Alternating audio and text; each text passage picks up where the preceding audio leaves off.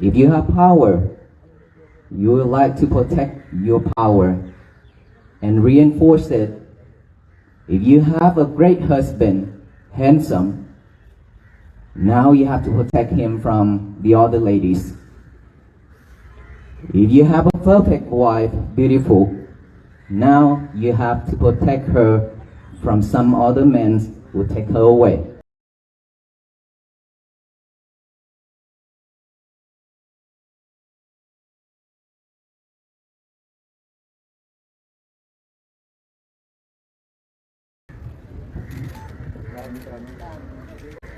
Respected Mahasangha, on behalf of the Waffle Peace team, we pay respect to the Mahasangha. Appreciate all the blessing this morning. This great blessing will keep us safe and continue enduring this path of Waffle Peace. Thank you so much for your blessing. Sadhu, sadhu, sadhu.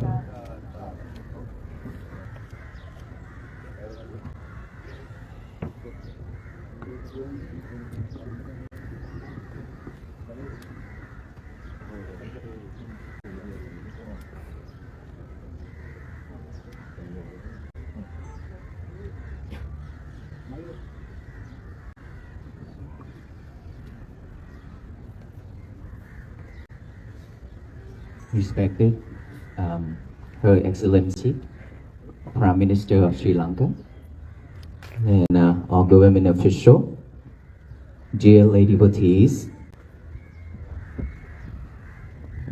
thank you so much for your support, your hospitality to host us here in the sacred stupa Cheriya of the two relics of the Buddha.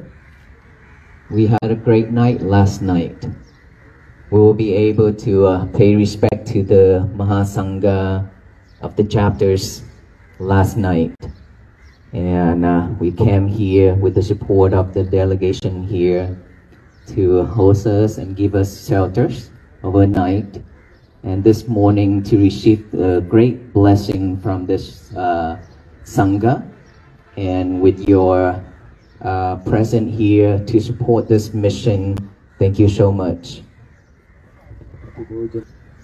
I have to tell you, Sri Lanka has a great weather of welcoming the monks for peace. 2 seasons on the same day. Super hot in the noontime, during the noontime, and then after that rain. So our first day of walking giving us blister and burn in our feet, and then after that we get soaking wet. So great weather and great welcoming for the Walk for Peace team. But we love it. This is our journey. We have to endure through all this challenge, regardless of the weather. Even in the United States, when we were walking freezing weather as well, snow. And so here we encounter the heat and the rain. So this is something that we can call normal for the Waffle Peace team.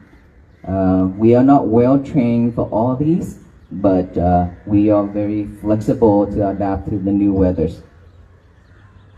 And being here this morning, before we take off for our next leg, I would like to ask you all one question, very simple. Do you know why you suffer? I would like to listen to your answer. Do you know why you suffer? Expectation. She just answered it. Expectation. Living in this world, we expect a lot. We expect everything. We expect to have a perfect husband.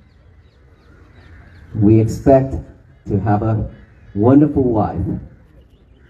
And we expect to have great kids. Is that right?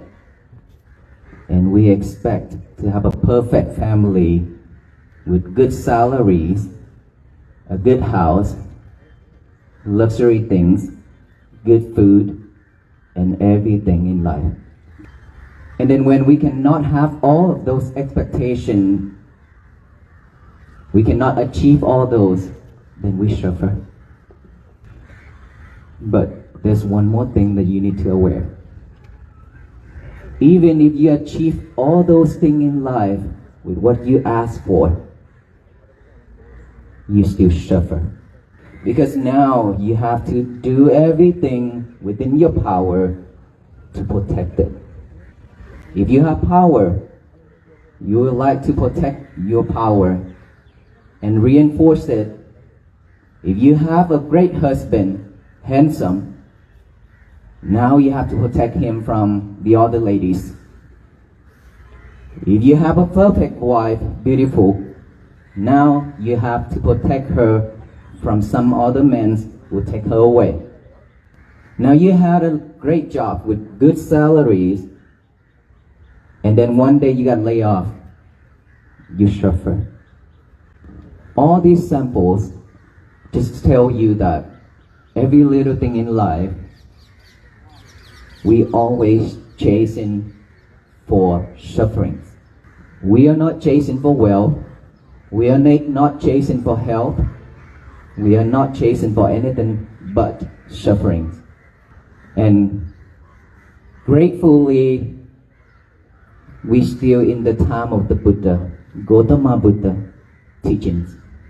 His teachings to show us the way, the path, to liberate all kind of these sufferings, to attain Nibbana. But we are not following his teachings. Why do I say that? It's because for most of the beings, most of the people in this earth, we claim that we are Buddhists, but we are not. Why do I say that? Buddhist followers, the Buddha taught is not about offerings. It's not about worshipping. It's not about we kneel down in front of the Buddha and the relics and pay respect and asking for wealth, happiness and things. Those are not the Buddha teachings. Those are just spiritual things that we do in life, but that is not it.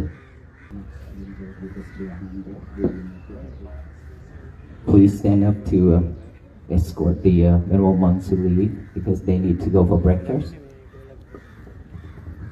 Sadhu, sadhu, sadhu.